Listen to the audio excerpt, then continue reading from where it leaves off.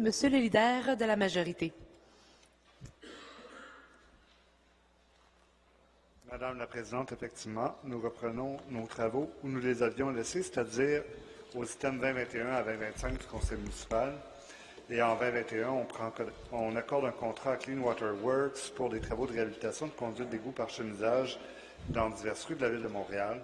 En 2022, on conclut des ententes cadres avec les firmes Construction DJL, Construction et Pavage Port-Neuf, Beauval CMM, division de Beauval, Meloche, division de Sintra et Techmix, division de Beauval, pour une période de 36 mois.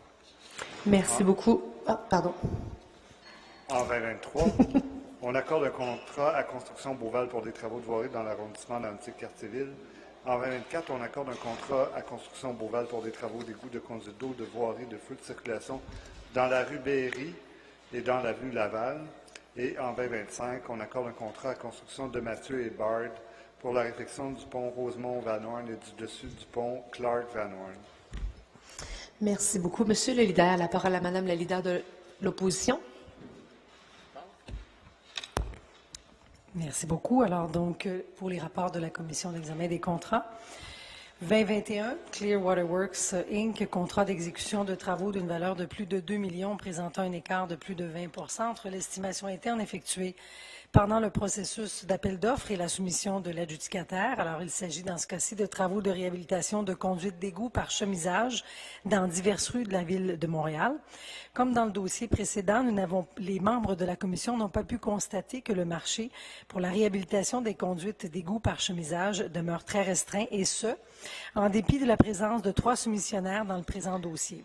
Le service a expliqué aux membres que le marché pour ces travaux était aussi très restreint ailleurs au Québec et même à Toronto. Pour les membres, il est clair que le service fait les efforts nécessaires pour susciter plus de concurrence dans le marché pour ces travaux, mais que les résultats ne sont pas encore vraiment au rendez-vous. Malgré tout, les membres ont constaté la conformité du dossier à l'unanimité. 2022, les enrobés bitumineux, construction DGL Inc., Beauval CMM, Meloche, Techmix, construction et pavage Port-Neuf. Il s'agit d'un contrat de biens et services d'une valeur de plus de 2 millions pour lequel l'adjudicataire en est à son 3e octroi de contrat consécutif pour un contrat récurrent. Le lot A. La fourniture sur demande d'enrobés bitumineux à chaud et d'enrobés bitumineux à tiède. Donc, les membres ont bien compris que le service de l'approvisionnement s'est doté d'une base de données pour l'aider à bien définir sa méthode d'adjudication et de répartition des contrats d'enrobés bitumineux chauds et tièdes sur le territoire. Si la présentation du service a ouvert la porte à une discussion animée entre les membres sur les vertus des divers mélanges bitumineux, ceux-ci n'ont pas perdu de vue que ce contrat portait essentiellement sur des enrobés bitumineux d'appoint, utilisés notamment pour le colmatage des nids de poules. Les membres ont bien compris que le service avait établi ses besoins en tenant compte des critères établis par le ministère des Transports du Québec en matière d'enrobés bitumineux. Les membres ont constaté la conformité du dossier à l'unanimité et ont apprécié la carte présentée à la Commission montrant la répartition des contrats sur le territoire de Montréal. Les membres ont également invité le service à insérer au dossier, dans la mesure du possible, des cartes ou des tableaux montrant la répartition des contrats pour les divers types d'enrobés bitumineux sur le territoire. 2023, construction Beauval Inc., contrat de plus de 10 millions, travaux de voirie dans l'arrondissement Antique Quartier-Ville. Le service a expliqué aux membres de la Commission que les travaux du programme complémentaire de planage-revêtement visaient le prolongement de la durée de vie de chaussée de 7 à 12 ans. Les membres ont bien compris que le service travaillait en concertation avec les arrondissements dans l'identification des priorités dans le cadre de ce contrat. Les membres ont reçu des réponses satisfaisantes à leurs questions et ont apprécié les explications sur les écarts de prix entre la soumission de l'adjudicataire proposé et l'estimation. En bout de ligne, les membres ont confirmé la conformité du dossier à l'unanimité. 2024, construction de plus de 10 millions, travaux d'égout, de conduite d'eau, de voirie et de feux de circulation dans la rue Berry, de la rue Roy à l'avenue Duluth et dans l'avenue Laval, de la rue du Square Saint-Louis à la rue Roy dans l'arrondissement du Plateau-Mont-Royal. Les membres ont apprécié les explications précises et pertinentes dans ce dossier. Ils ont également noté que malgré le grand nombre de preneurs du cahier de charges, seulement 3 entrepreneurs ont déposé une soumission. Il n'est pas exagéré de penser que plusieurs entrepreneurs sont moins intéressés à travailler dans certains secteurs des arrondissements de Ville-Marie et du plateau Montréal, et ce, en raison des diverses contraintes sur le terrain causées par l'étroitesse de certaines rues et la densité de la circulation. Par ailleurs, les membres ont constaté depuis quelque temps qu'il existait diverses façons de présenter l'information sur les appels d'offres dans les sommaires décisionnels. Si plusieurs services municipaux présentent le tableau des résultats d'appels d'offres dans le sommaire, d'autres, comme le service des infrastructures du réseau routier, présentent un tableau en annexe au sommaire décisionnel. Les membres sont d'avis qu'il conviendrait d'avoir une certaine uniformité dans la présentation des renseignements dans les dossiers décisionnels et les membres ont choisi d'en faire d'ailleurs une recommandation à portée générale sur la question. Cette recommandation se lit comme suit. La Commission recommande à l'unanimité que des règles claires et précises soient établies par la Direction générale pour favoriser une plus grande uniformité dans la présentation des résultats des appels d'offres dans les sommaires décisionnels permettant d'accéder rapidement au tableau des résultats des appels d'offres. En bout de ligne, les membres ont constaté à l'unanimité la conformité de ce dossier. Et enfin, 2025, construction de Mathieu Hébard. Il s'agit d'un contrat d'exécution de travaux d'une valeur de plus de 2 millions, présentant un écart de plus de 20 entre l'estimation interne effectuée pendant le processus d'appel d'offres et la soumission de l'adjudicataire. Il s'agit ici de la réfection du pont Rosemont-Van Horn et du dessus du pont Clark-Van Horn dans les arrondissements Le Plateau, Montréal et Rosemont-La Petite-Patrie. Les membres ont bien compris que les travaux de réfection du pont et également du dessous du 12e pont visaient à assurer la pérennité de ces ouvrages. Les représentants du service nous ont expliqué qu'il n'y avait pas pour l'instant d'aménagement prévu de voies cyclables sur le pont. Ils ont expliqué qu'une telle possibilité pourra être considérée une fois que les travaux de réfection seront terminés. Pour les membres de la Commission, il conviendrait de prévoir à terme des aménagements pour les cyclistes sur ce pont. Les membres ont apprécié de retrouver 22 preneurs du cahier de charges et 7 soumissionnaires dans ce dossier, un résultat qui montre qu'il y a une authentique concurrence pour ce contrat. Enfin, les membres ont manifesté un certain étonnement en constatant qu'il y avait un écart de quelque 90 entre le montant soumis par l'adjudicataire au chapitre des frais administratifs et le montant prévu dans l'estimation des professionnels externes. Les explications du service à ce sujet, cependant, ont été jugées acceptables. En bout de ligne, les membres ont constaté à l'unanimité la conformité du dossier. Merci. Merci beaucoup, Mme Boisvert-Roy. Mme Latanzio. Merci, M. le Président. Donc, je vais intervenir sur le point 2022. Alors, c'est un contrat qui prévoit la fourniture d'enrobés bitumineux à chaud et d'enrobés tièdes pour des travaux de chemisage et de colmatage de nids de poules qui soulèvent plusieurs questions. En effet, l'ensemble des 5 soumissionnaires reçoivent une partie du contrat. Nous comprenons bien que, pour obtenir un enrobé bitumineux à la bonne température permettant un travail optimal, la Ville doit tenir compte dans l'évaluation des soumissions de la distance et du temps à parcourir entre la cour de voirie de l'arrondissement et celle de l'usine. Bref, on récompense actuellement l'entreprise possédant l'usine la plus proche au cours de service. En 2008, Butim Québec, Association des fournisseurs et producteurs d'enrobés, exposait que la température maximale de maxallage variait généralement entre 155 et 170 degrés selon la classe de bitume utilisée et qu'une bonne isolation des camions et l'utilisation récente des bennes chauffantes permettent une bonne conservation de la température constante des enrobés bitumineux.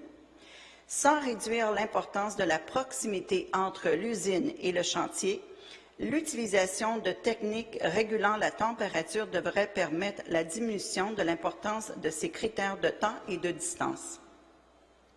Lorsqu'on observe le lot B, on remarque que l'arrondissement de La Salle est desservi par l'entreprise Beauval, alors que les arrondissements limitrophes, dont la Chine, Verdun, Sud-Ouest, le sont par la compagnie DGL.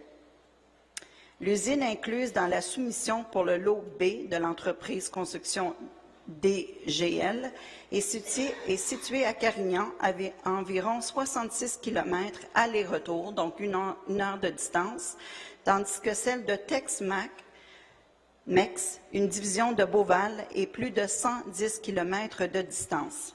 Le prix total de la soumission de DGL pour le lot B est de 2 851 178, alors que celle de Tex-Mex, la division de Beauval, est de 2 495 963. Est-ce que c'est possible qu'à l'avenir, l'administration inscrive dans ce type de contrat la distance entre l'usine et la cour de voirie? Deuxième élément,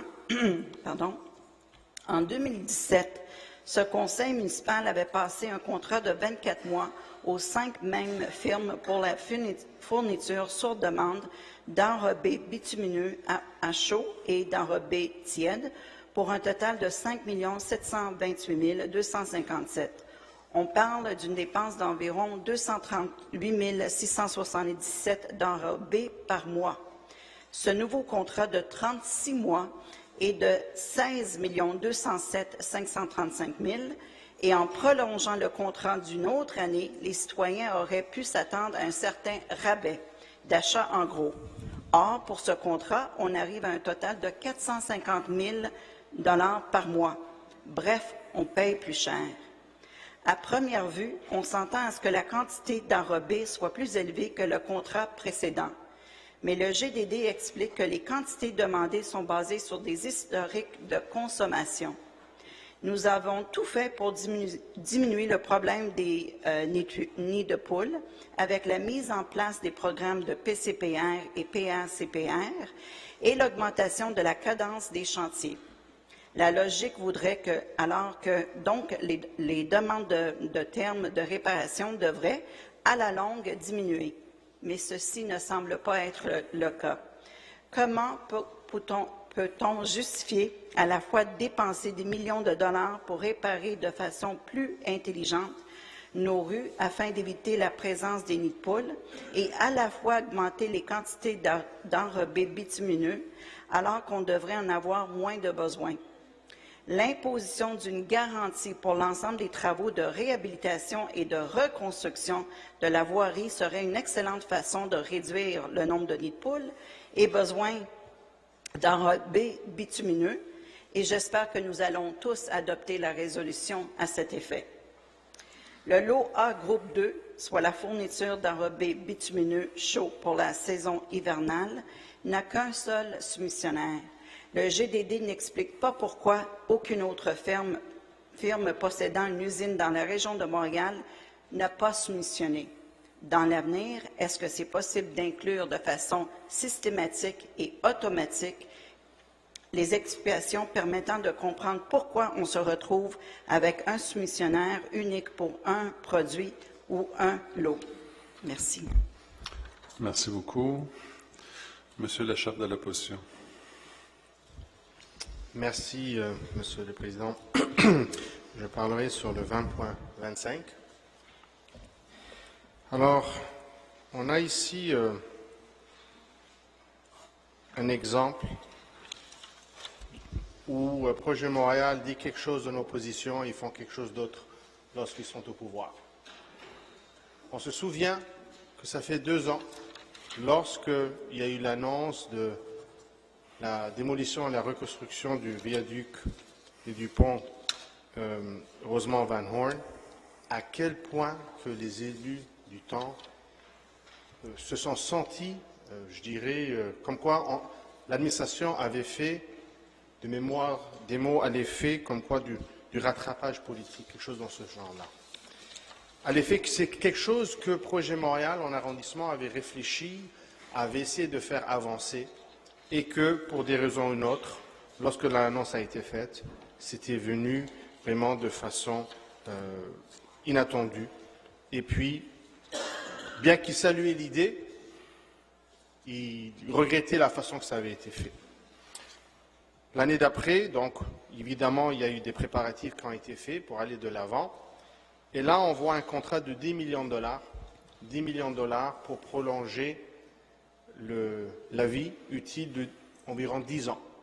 pour justement permettre, d'après ce que je comprends a été dit, de revoir les options au cours des 10 prochaines années quant au futur. Alors, c'est vraiment dommage, et je me rappelle à quel point vraiment ça avait soulevé une tollée par les élus. Alors, je m'explique mal pourquoi, maintenant qu'ils sont au pouvoir, l'administration décide de changer de cap et de ne pas continuer un projet qui était ambitieux, qui voulait avoir un concours de design en architecture et ingénierie à cet égard-là. Certes, c'était beaucoup d'argent, il n'y avait aucun doute là-dessus. Mais je me rappelle également d'un autre dossier dans le dernier mandat, où M. Ouellet, M. McQueen et d'autres, ils ont soulevé également le fait que ce n'était pas opportun de nécessairement investir. Je parle évidemment du viaduc Rockland. À quel point que c'était inutile de pouvoir aller de l'avant, que ce serait préférable de le démolir, de le construire. Et il y avait également un élément à l'effet que ça allait être fait sans piste cyclable. Et je me rappelle, j'avais dit dans le temps, la piste cyclable, c'est possible sur le viaduc. Le viaduc, ce n'est pas le problème, n'est-ce pas? Ce n'est pas l'enjeu. Le problème, c'était évidemment les intersections, notamment l'intersection Jatalan-Rockland, qui est vraiment une fourchette à cet égard-là, et évidemment la connexion avec Davard à la fin de l'autre. Mais c'était un élément. L'autre élément, c'était carrément également de revoir la reconstruction, et comme quoi c'était un mauvais investissement. Et là, encore une fois, on voit que Projet Montréal dit une chose de côté de sa bouche, et d'un autre côté, elle dit autre chose. Ça démontre encore une fois une contradiction. Ces contradictions entre ce qu'elle disait en opposition et ce qu'elle fait une fois au pouvoir. Alors, je pense que c'est pertinent de le souligner. Et évidemment, j'attendrai avec impatience les droits de réplique de la part de M. Ouellet à cet égard.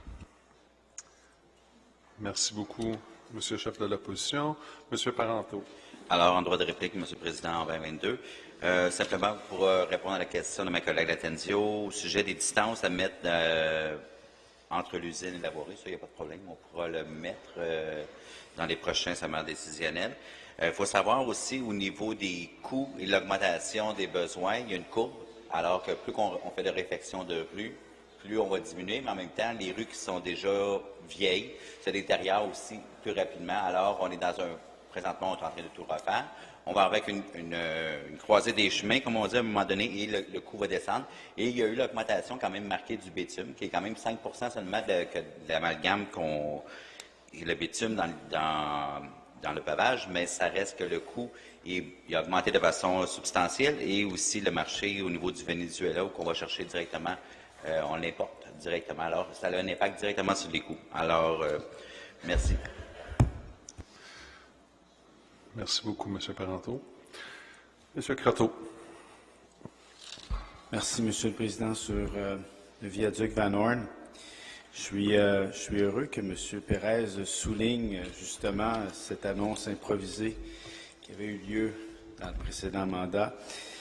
Annonce par laquelle nous n'avions jamais été même consultés comme arrondissement.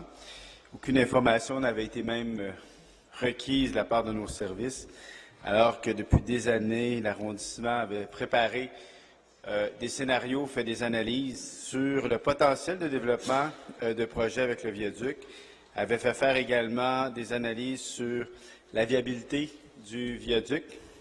Et il y avait eu un processus consultatif des charrettes de design, il y avait un PPU qui était en préparation et plusieurs hypothèses et scénarios avaient été évoqués.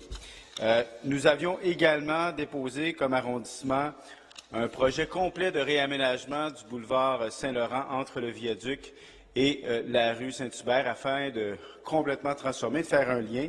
Entre autres, il y avait eu comme hypothèse de fermer complètement 2 voies de circulation sur le viaduc Van Horn et de faire un Highline sur le viaduc et de conserver que 2 voies de circulation, en incluant même de l'Highline une voie cyclable. Ce qui avait été le plus surprenant pour nous lors de l'annonce du concours de design, c'était plutôt d'une option d'élargir le viaduc et d'augmenter sa capacité véhiculaire. Et cette annonce, je le répète, avait été faite préalablement à une campagne électorale, alors que le maire d'arrondissement et les services de l'arrondissement n'avaient même pas été avisés de ces scénarios. Alors, je suis heureux que lorsque nous avons entrepris ce mandat, le responsable du dossier a pris la peine de consulter les élus locaux pour voir les scénarios et hypothèses qui pouvaient être envisagés. Et à cet égard, je suis très heureux de voir que justement la décision qui a été prise, c'est de se donner du temps, de l'envergure et de voir plus largement toutes les hypothèses qui pouvaient être envisagées avec le viaduc Van Horn. C'est pourquoi donc ce contrat a été donné de prolonger sa vie et de nous donner la chance de faire un vrai gros projet qui sera aussi inclus dans le futur PPU Bellechasse qui est actuellement en cours et en préparation, plutôt que de faire un projet improvisé avec une augmentation véhiculaire, mais qui serait en plus absolument pas inadéquat avec le futur quartier qui sera construit dans Rosemont-la-Petite-Patrie. Alors, je tiens à remercier le travail exceptionnel de mon collègue, son ouverture et aussi sa collaboration à travailler avec les élus de Rosemont-la-Petite-Patrie. Merci, Monsieur le Président. Merci, M. Croteau. M. Perez. Sur le même point, 20.25, Monsieur le Président. Oui. Je ne veux pas rentrer dans un guerre de faits, à quel point, quel niveau de consultation, de participation. Moi, je peux vous dire que oui, il y a eu des rencontres entre les services à cet égard. On le sait très bien, il y a des procès-verbaux à cet égard. On sait également, comme a été mentionné par M. Croteau, qu'il y avait justement beaucoup d'analyses qui avaient été faites par l'arrondissement. Alors, justement, pourquoi encore une fois prolonger de 10 ans? Il y avait l'idée d'un Highline, absolument. Il y avait un PPU, absolument. Donc, il y avait déjà une grande volonté d'aller de l'avant. Alors, je m'explique encore moins pourquoi on veut retarder encore 10 ans. On entend qu'on veut réfléchir sur cet enjeu-là. Intéressant, lorsque vous étiez en opposition, vous ne voulez pas tellement réfléchir, vous êtes prêt à aller de l'avant sur cet enjeu-là. J'aimerais corriger néanmoins M. Croteau lorsqu'il dit qu'on voulait élargir le cas. Ce n'était aucunement la philosophie, ni l'intention, ni les propos qui avaient été avancés. Alors j'aimerais le corriger. Ce que nous on avait dit, c'est qu'on voulait justement un concours de design, un concours d'architecture et d'ingénierie pour que juste on puisse laisser la créativité des différents acteurs dans ce domaine venir nous proposer des idées et des concepts qui seraient tout à fait innovateurs à cet égard-là. Alors, j'aimerais le corriger. La seule condition qu'on avait, évidemment, c'était on voulait qu'il y ait absolument une piste cyclable, on voulait également qu'il y ait justement une voie réservée. Mais à part cela, je peux vous dire qu'également, on avait avancé avec les services la gouvernance de ce projet à cet égard. Alors, je comprends qu'on essaie peut-être de faire un certain révisionnisme historique à cet égard, mais c'est clair qu'il y avait une opportunité. L'administration décide de prolonger. C'est dommage, c'est une occasion loupée. Merci. Merci beaucoup, Monsieur le chef de l'opposition. Monsieur Wallet. Merci beaucoup, Monsieur le Président. En droit de réplique sur 2025. Écoutez, je trouve ça extrêmement intéressant, les propos de M. Perez. Premièrement, écoutez, là, il y a toujours eu 3 scénarios sur la table. Dès que je suis arrivé, il y avait 3 scénarios sur la table. Premier scénario, une réparation extrêmement mineure, mais qui ne pouvait pas... non, pardon. Il y avait un scénario de réparation de mémoire sur 10 ans. Il y en avait une autre, c'était sur 20 ans. Et finalement, il y avait démolition et reconstruction immédiatement. Il faut savoir que quand il y a eu justement cette fameuse annonce complètement improvisée de la part de l'ancienne administration auquel M. Croteau annonçait, moi j'ai demandé immédiatement de faire des demandes d'accès à l'information pour voir l'état de ce pont-là, parce que personne n'avait entendu parler que ce pont-là avait des déficiences. Suite à ces rapports-là, en effet, la cote globale du pont montrait que le pont était relativement en bon état. Quand j'ai eu mon poste, au niveau de responsable des infrastructures, j'ai pu aller plus en discussion au niveau de ces études. Donc, il faut savoir que oui, le viaduc Van Horn est relativement en bon état. Par contre, de par sa conception qui est un peu unique. Vous savez qu'il y a 3 différentes façons de construire ce viaduc-là. Il y a des approches qui sont complètement en béton plein. Après ça, il y a des sections en béton sur colonne. Et après ça, au-dessus, en tant que tel, la voie du Canadien Pacifique, c'est une structure d'acier. Et ce qui fait qu'il y a certains éléments de ce mix de 3 types de ponts-là qui sont problématiques et qui devaient avoir une intervention relativement rapide pour s'assurer de la fonctionnalité et de la sécurité de ce pont-là. Donc, quand on a un équipement qui a coûté extrêmement cher à Montréalais et qui coûterait extrêmement cher à le reconstruire, peu importe dans le modèle qu'on veut, la première chose à se demander, c'est quelle est la meilleure option pour, même en termes de développement durable, pour être capable de prolonger la durée de vie utile. Vous avez dit vous-même, à différentes occasions, bien, regardez là, il faut faire du développement durable, il faut essayer de prolonger le plus possible. Bien, regardez, c'est exactement le genre de réflexion qu'on a eu à faire.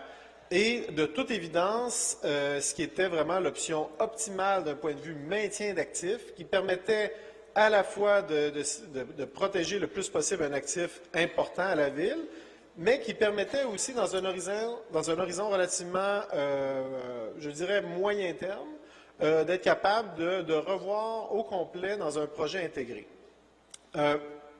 Et c'est exactement cette option-là. Donc, premièrement, l'option de rénovation à 10 ans était, d'un point de vue de valeur actuelle nette, était vraiment le scénario optimal. L'autre chose, c'est que si on avait décidé en 2000, ce qu'il y avait malheureusement dans les cartons, c'était à toute fin pratique uniquement le. Et ça, c'était uniquement, c'était même porté par le département au niveau des transports. Et c'était au niveau en fait des ponts et tunnels, carrément. Donc c'était vraiment, il y avait vraiment un concept d'ingénierie derrière ça on va refaire la fonctionnalité telle qu'elle est là.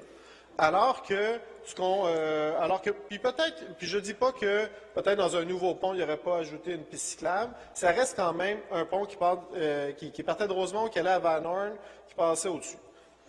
Nous, ce qu'on a décidé de faire, notamment du fait qu'il y a un grand redéveloppement actuellement au niveau du secteur Bellechasse, de dire, ben, regardez, on va essayer d'intégrer ça, et c'est d'ailleurs, ça fit parfaitement avec la réorganisation administrative, c'est-à-dire que là, maintenant, c'est au niveau du service de l'urbanisme et de mobilité, parce que les deux, l'urbanisme et la mobilité, sont les deux faces d'une même médaille. Et ça doit être intégré dans un tout, et c'est d'ailleurs pour ça, en tant que président des grands projets, qu'on a décidé de faire, OK, on prend un pas de recul, et on regarde l'ensemble du secteur en termes de fonctionnalité. Il faut savoir aussi que le développement du campus Outremont vient aussi changer le pattern de mobilité, la trame de rue dans le secteur, qui doit aussi être tenu en compte, alors qu'il n'était pas pris en compte même à l'époque des plus vieilles charrettes. On savait que ça s'en venait, mais bon, là c'est vraiment beaucoup plus concret.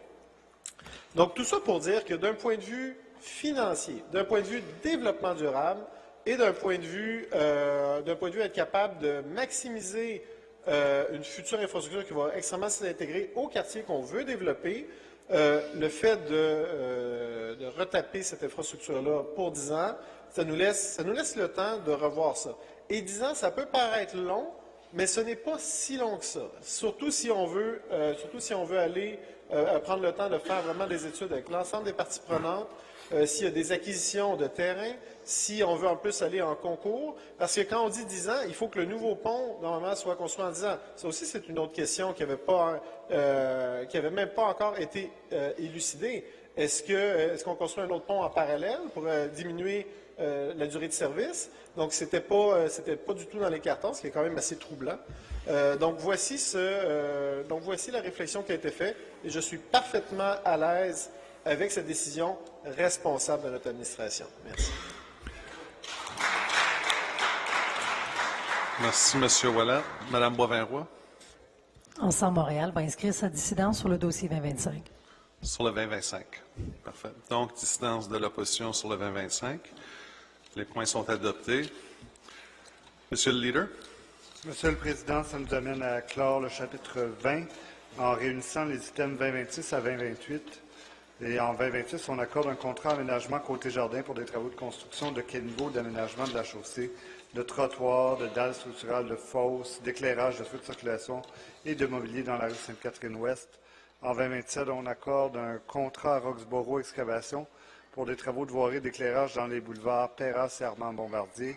En 2028, on accorde 3 contrats à Sanaxin Services environnementaux pour des travaux de remplacement d'entrée de services d'aqueduc en plomb, de réfection de surface et autres travaux connexes dans diverses rues. Et c'est tout. Merci, Monsieur le leader. La parole à Madame la leader de l'opposition. Merci, Madame la Présidente. Alors, les 3 derniers rapports de la Commission permanente d'examen des contrats. 2026, aménagement côté Jardin Inc. Alors, il s'agit d'un contrat de plus de 10 millions, contrat d'exécution de travaux d'une valeur de plus de 2 millions, présentant un écart de prix de plus de 20 % entre l'adjudicataire et le deuxième plus bas soumissionnaire conforme. Dans ce cas-ci, il s'agit de travaux de construction de caniveaux, d'aménagement de la chaussée, des trottoirs en pavé de béton sur dalles structurales, de fosses de plantation, d'éclairage, de feux de circulation et de mobilier urbain dans la rue Sainte-Catherine-Ouest du boulevard Robert-Bourassa à la rue de Brûlerie. Les membres ont grandement apprécié la présentation précise et détaillée qui nous a été faite. Pour la Commission, le mode d'octroi alternatif mis en place dans ce dossier est tout à fait approprié, en mettant en place un système de pondération et d'évaluation des offres à une enveloppe avec un comité de sélection pour noter à la fois l'expérience des soumissionnaires, les échéanciers proposés et les prix soumis. La Ville fait en sorte de mettre toutes les chances de son côté pour la réussite de ce contrat au cœur du centre-ville. Les membres ont considéré avoir reçu des réponses adéquates à leurs questions. Nous avons bien compris que le mode d'octroi retenu était sans doute le plus convenable dans le contexte du présent contrat, portant sur une rue emblématique du centre-ville de Montréal. Par conséquent, les membres ont constaté à l'unanimité la conformité de ce dossier. Roxborough Excavation Inc. à 2027, donc un contrat de plus de 10 millions pour des travaux de voirie et d'éclairage dans les boulevards Perras et Armand-Bombardier, dans l'arrondissement de Rivière-des-Prairies-Pointe-aux-Trembles. Les membres ont apprécié les explications précises du service quant aux écarts entre le prix soumis par l'adjudicataire proposé et l'estimation. Il est d'ailleurs satisfaisant de constater que ces écarts sont ici minimes. Les membres, enfin, ont pu constater avec perplexité qu'un des soumissionnaires avait déposé une offre infiniment supérieure aux autres offres reçues et à l'estimation dans ce dossier. Ultimement, les membres ont constaté à l'unanimité la conformité de ce dossier. Et enfin, 2028, Sanaxin Services environnementaux Inc., contrat d'exécution de travaux d'une valeur de plus de 2 millions, présentant un écart de plus de 20 % entre l'estimation interne effectuée pendant le processus d'appel d'offres et la soumission de l'adjudicataire et pour lequel l'adjudicataire en est à son 3e octroi de contrat consécutif pour un contrat récurrent. Il s'agit de travaux de remplacement d'entrée de services d'aqueduc en plomb, de réfection de surface et autres travaux connexes. Les membres ont bien compris que le présent dossier visait principalement le remplacement d'entrée de services d'aqueduc en plomb, plus particulièrement dans les tronçons de rue où l'on trouve des maisons de type wartime ou maisons de vétérans. Le résultat de l'appel d'offres a bien montré que peu d'entreprises étaient en mesure de réaliser ces travaux. En effet, la même entreprise a remporté les 3 lots de l'appel d'offres. Néanmoins, pour la Commission, la décision de créer plusieurs lots pour favoriser un peu de concurrence était une bonne idée. Les membres ont considéré avoir reçu des réponses très satisfaisantes à leurs questions et ont par conséquent constaté à l'unanimité la conformité du dossier. Je tiens à remercier tous les membres de la Commission pour les travaux de la semaine dernière. Alors, c'était quand même des journées très chargées puisque nous avions 12 dossiers sous étude. Alors, merci à tous les membres. Merci. Merci beaucoup, Madame la leader. La parole à Madame Lattanzio. Merci, Madame la Présidente. Donc, j'interviens sur le dossier 2026. Alors, lors de notre intervention sur les travaux souterrains pour la rue Sainte-Catherine, la conduite d'eau et d'égout, vous nous avez interpellé sur le fait que votre clause Boni était faible comparativement à celle des pénalités. Vous nous revenez aujourd'hui avec un contrat pour la rue Sainte-Catherine, la plus grande artère commerciale de Montréal, sans avoir ajusté cette clause. Ce dossier prévoit un contrat de 21,5 millions de dollars avec un boni de 20 000 dollars par jour jusqu'à un maximum de 100 000 dollars équivalent à 5 jours. Où est le facteur incitatif pour encourager les entrepreneurs à terminer les travaux plus tôt? Il me semble que nous voulons tous que la rue Sainte-Catherine soit prête le plus rapidement possible. Après tout, c'est la rue Sainte-Catherine. Aider les commerçants durant les travaux, c'est bien, mais s'assurer que les travaux durent moins longtemps, donc s'assurer que leur impact se fasse le moins sentir, ça serait mieux. On comprend que ces travaux pourront avoir lieu en plus 24 heures par jour, 7 jours sur 7, mais on n'augmente pas le boni. Si, en général, on repartit le boni sur 30 jours, vous comprendrez que c'est encourager l'entrepreneur à faire plus vite. Avec un boni maximal de 5 jours, vous n'encouragez rien du tout. Le boni nous apparaît cosmétique et non incitatif. En 2016, une clause de boni avait été utilisée pour les travaux de réfection de l'artère Saint-Denis et une artère qui est aussi également une artère importante à Montréal. Et savez-vous quoi? Les travaux se sont terminés 1 mois en avance et l'entrepreneur a pu toucher à son boni.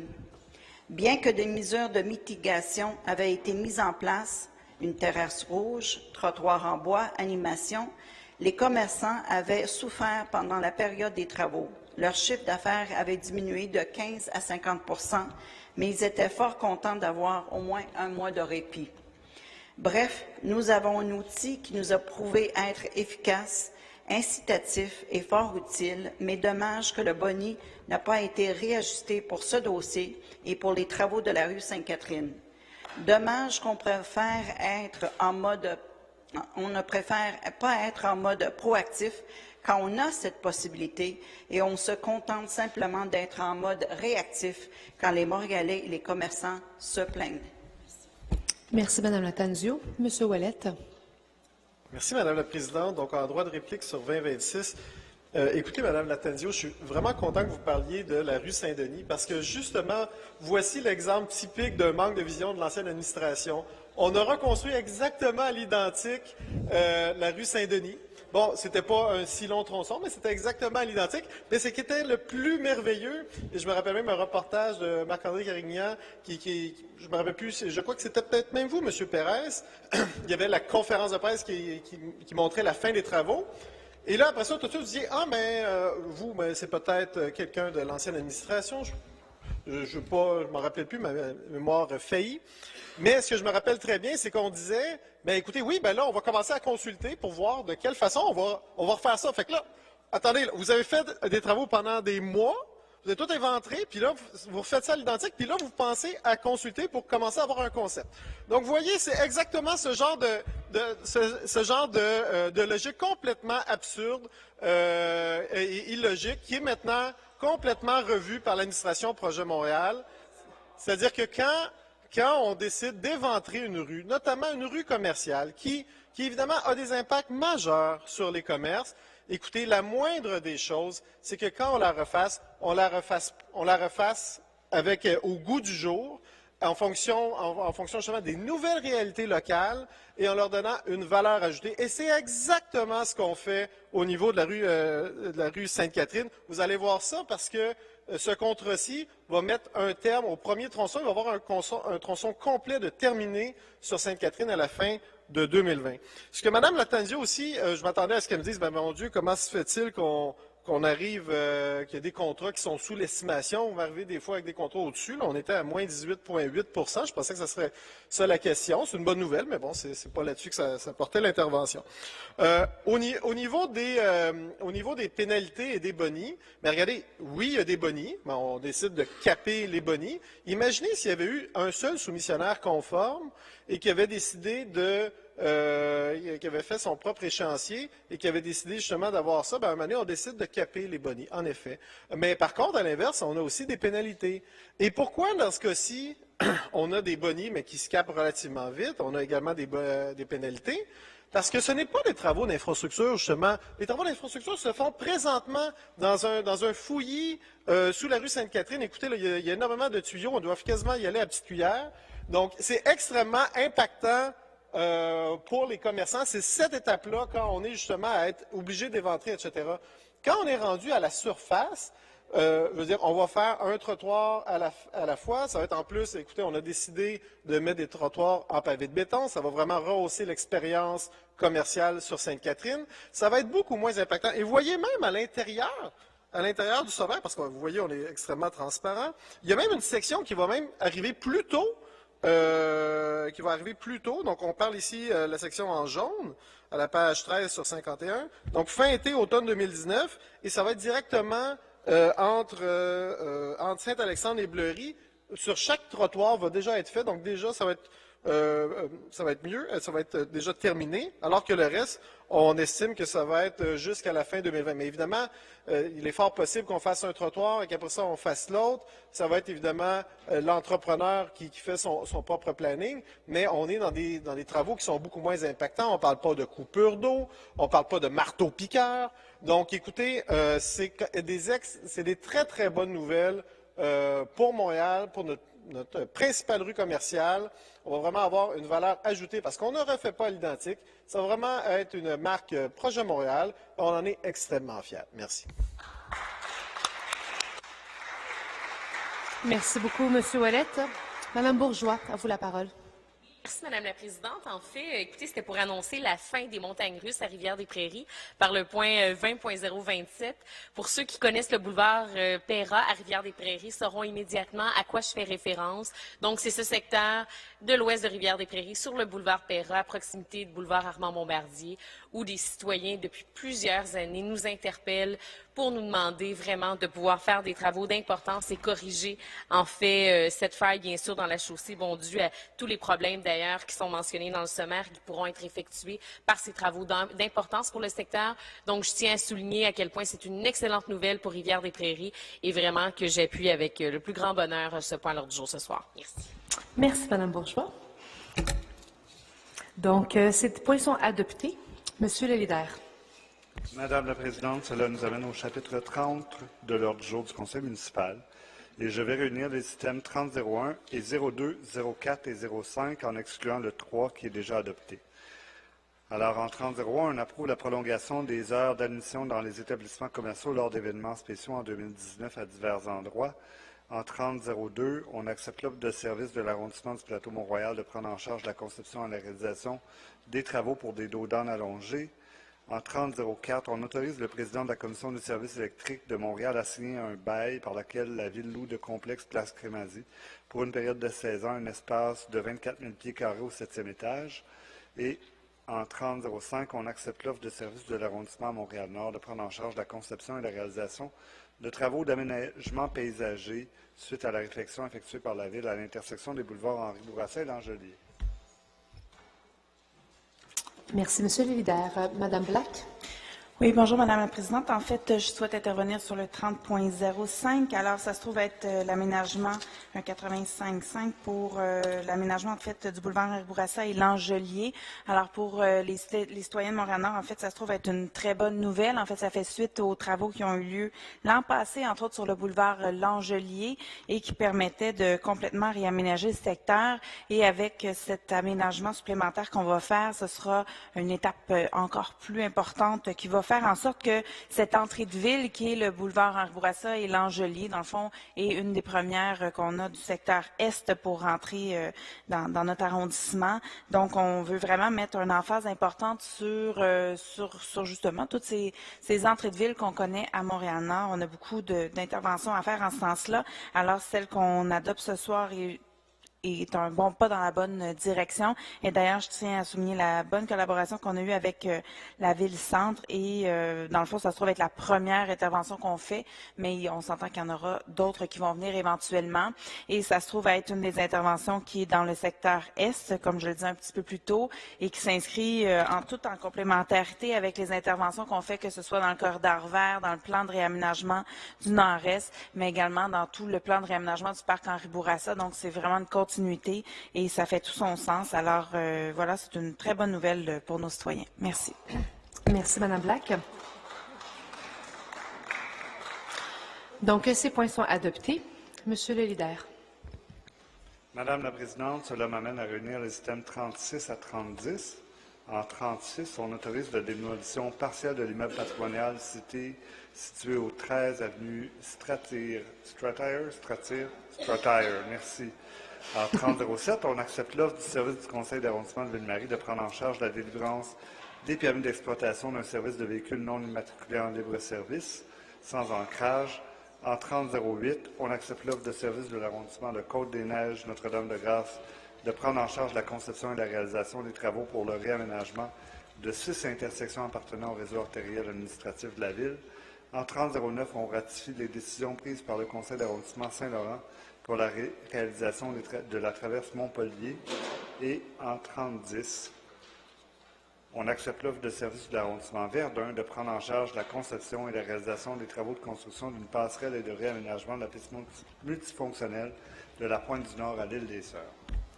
Merci, M. le leader. M. Salem. Oui, Madame la Présidente. En fait, je vais faire une courte intervention sur le point 30.09. En fait, c'est un projet que l'arrondissement tenait à cœur depuis au moins une dizaine d'années. Nous avons réussi avec le temps de relier deux secteurs, un secteur industriel avec un secteur qui est résidentiel.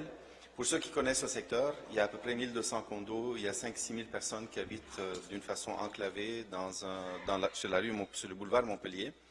Et nous avons réussi, avec plusieurs années de travail, de travail même de conviction, on a été convaincus, on a essayé de travailler avec le CN, puis finalement on a réussi, après une dizaine d'années, de mettre en place ce projet. C'était même un projet où notre directeur général ici à la ville, il était directeur d'arrondissement à Saint-Laurent quand on l'a entamé, et finalement on a réussi à l'amener de l'avant. Ce que je voulais juste mentionner, c'est que nous avons effectivement réussi ce projet-là avec les services de l'arrondissement, et j'aimerais rappeler que nous avons déjà proposé au Conseil, à l'administration actuelle, de travailler quelques autres pistes cyclables dans l'arrondissement, que ce soit sur la route 520, la véloroute qu'on a en place, qu'on a déjà entamée et qu'on veut continuer dans le secteur de Saint-Laurent, et surtout côtoyer le train, donc la véloroute qu'on a déjà placée dans le plan d'agglomération. Donc, je juste tends la main à l'administration pour accepter cette offre de 85,5 et voir si on est capable de travailler ensemble pour réaliser encore plus de pistes cyclables structurelles, parce qu'on en a besoin, surtout avec l'arrivée du REM d'ici quelques années, d'ici 2021. Nous allons certainement avoir besoin de ces pistes cyclables, que ce soit pour côtoyer le tracé du train ou pour donner la chance aux résidents de pouvoir circuler comme sur des pistes cyclables structurelles qui existent dans notre arrondissement. Donc, je tends la main à l'administration et j'espère que nous allons avoir une acceptation de leur part pour continuer ce travail ensemble. Merci. Merci, M. Salem. M. de Souza.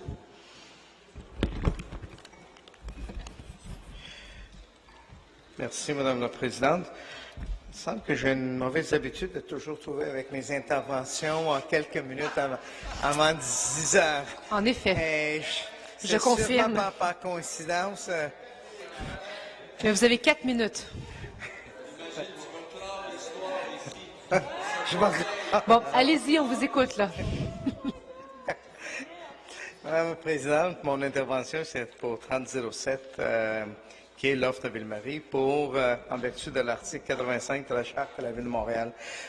Ici, nous avons un dossier, Madame la Présidente, que l'arrondissement de Ville-Marie, qui est à la cœur de Montréal, souhaite implanter un nouveau modèle de déplacement, soit la trottinette et le vélo sans ancrage. Comme nous l'avait expliqué le conseil précédent, et mon collègue Caldwell était un peu sensible à mes commentaires, mais d'autre part, on revient avec la même réflexion que cette ouverture mettra à mal des états financiers de Bixi. Entreprise qui est hautement financée. On a même un dossier qui s'en vient ici sur le conseil de demain où on va emprunter un montant de 15 millions pour encore financer Bixi. Donc, c'est financé par la Ville et par les citoyens de Montréal. Et nous avons expliqué lors d'un dernier conseil que l'introduction des tels joueurs aura des impacts négatifs sur le nombre des abonnés et des clients de Bixi. L'arrondissement de Ville-Marie arrive donc avec son nouveau modèle de déplacement pour le dernier kilomètre. Notre formation On comprend que c'est un projet pilote et que ça reste encore un certain ajustement à faire. Mais toutefois, le modèle économique avancé par l'entreprise Uber ou Jump repose en grande partie sur l'utilisation des appareils par des touristes. Touristes ayant peut-être déjà l'application Uber leur permettant d'utiliser Jump. En lisant le sommaire décisionnel, on constate que de nombreuses zones touristiques sont exclues du projet pilote. On se questionne si l'administration souhaite l'implantation de nouveaux joueurs proches des universités, mais ne le souhaite pas à proximité des centres touristiques. On essaie de trouver des explications que pourquoi les secteurs les plus fréquentés par les touristes sont exclus du projet pilote. On pense du Vieux-Port, à la place des festivals, au quartier de l'innovation, au village. Donc, justement, avec la fermeture actuelle du métro Baudry, l'occasion est rêvée pour offrir un service de déplacement pour ces derniers kilomètres. Et au final, on se rend compte que l'administration n'a pas réussi à déployer ce nouveau service de façon optimale. Nous sommes toujours préoccupés par les impacts pour sentir Bixi, mais tant à faire un projet pilote, on est aussi bien de faire ça pour tout le monde et dans tous les secteurs qui sont visés par la zone telle qu'elle est identifiée. Donc, Madame la Présidente, je vais essayer de respecter les 4 minutes que vous m'avez accordées et je termine mon intervention. Merci. Merci beaucoup, M. De Souza. Bien, Madame la leader? Juste question d'être certain. Est-ce qu'on revient sur le point demain matin? Est-ce qu'il y a d'autres interventions sur ces points-là?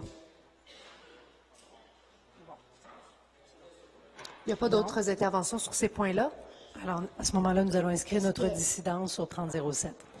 Sur 30.07? M. Cadwell? Attendez-moi 2 secondes. M. Cadwell.